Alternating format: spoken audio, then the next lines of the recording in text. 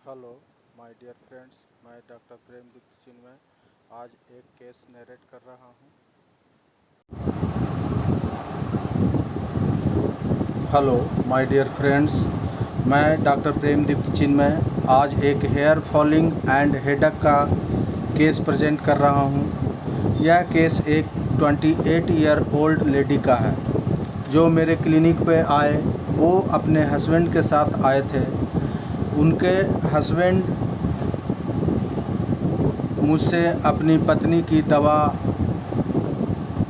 लेने के लिए आए कि वो बोले कि मेरे पत्नी का हेयर फॉल हो रहा है, बाल की दवा दे दीजिए।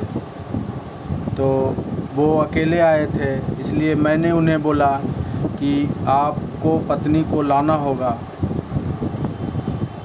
वो चाहते थे कि बिना पत्नी के लाए ही दवा मुझे मिल जाए, तो मैंने दवा देने से मना कर दिया।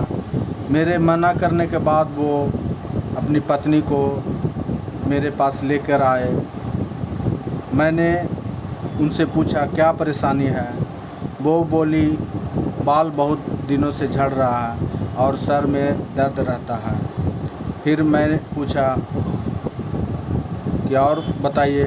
वो बोली कुछ नहीं, बस इतना ही प्रॉब्लम है। इसके आगे वो कुछ बोलने को तैयार नहीं थे।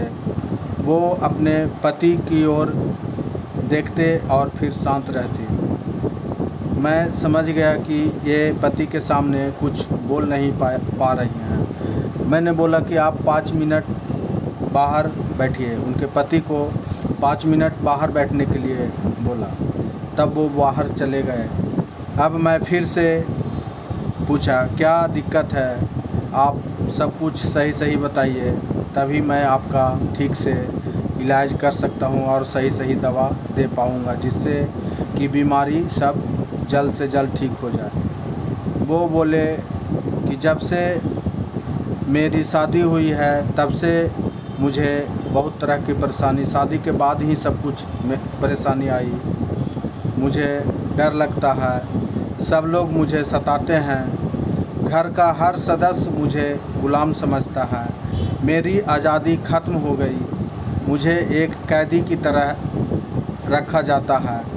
मैं अपनी मर्ज़ी से कुछ भी नहीं कर पा रही हूँ। रोगी को लगता है कि उसे कोई प्यार नहीं करता। वह अकेली है, वह किसी से मिल नहीं सकती। उसे लगता है कि उसके साथ धोखा हुआ है। उसे लगता है कि उस पर नज़र रखा जा रहा है। उसे लगता है कि वह उस घर में आके फंस गई है, वह जेल में बंद है।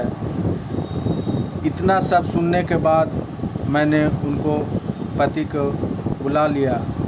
पेशेंट को सारा एनालिसिस करने के बाद, रिपेट्राइज करने के बाद मैंने 200 सिंगल डोज दिया और साइक्लिक देकर 8 दिन के बाद बुलाया। 8 दिन के फॉलो अप के बाद मैंने पूछा कैसी हैं। वो बोली कि पहले से बेहतर है। मैंने फिर दोबारा साइक्लिक दे दिया। फिर 15 दिन के बाद आने को कहा। इस बार बुलाया कि तब जब फॉलो अप के लिए आए तो वो बोले कि इस बार उतना बढ़िया सुधार नहीं है। तब मैंने 1 mg का डोज दिया। फिर 1 महीना के बाद उन्हें बुलाया, बोला कि इस बार बहुत ज़्यादा सुधार है, लगभग ठीक के कगार पर है। तब सब ठीक हो गया है। अब मैं केस के एनालिसिस की ओर चलता हूँ।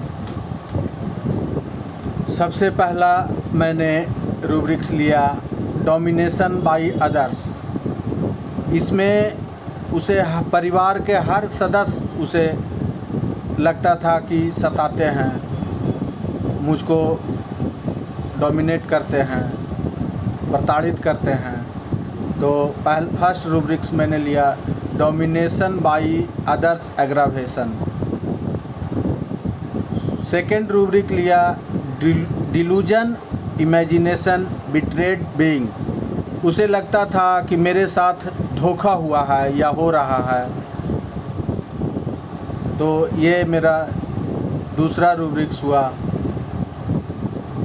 थर्ड रूब्रिक्स है delusion imagination watch that she is being. उसे लगता था कि मेरे ऊपर नज़र रखा जा रहा है, सब तरह से लोग हमरे ऊपर, किसी तरह का कोई आज़ादी नहीं है, सब हमको अपने अथी में रखना चाह रहे हैं। तो मैंने यहाँ लिया delusion imagination watch that she is being.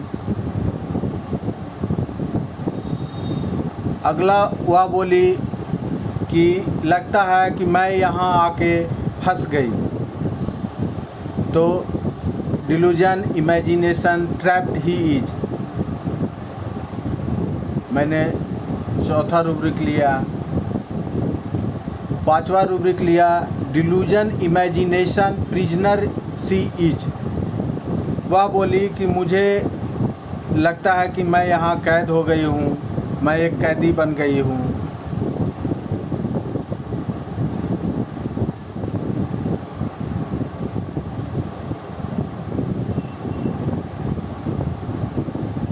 इन सब रूब्रिक्स के आधार पर मैंने उसे पेशेंट को फॉलकॉन पी 200 में सिंगल डोज दिया था।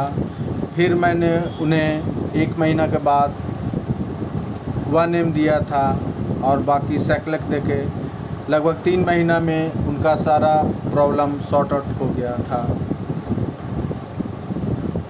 इस तरह मैंने इस पेशेंट को बिल्कुल क्योर किया।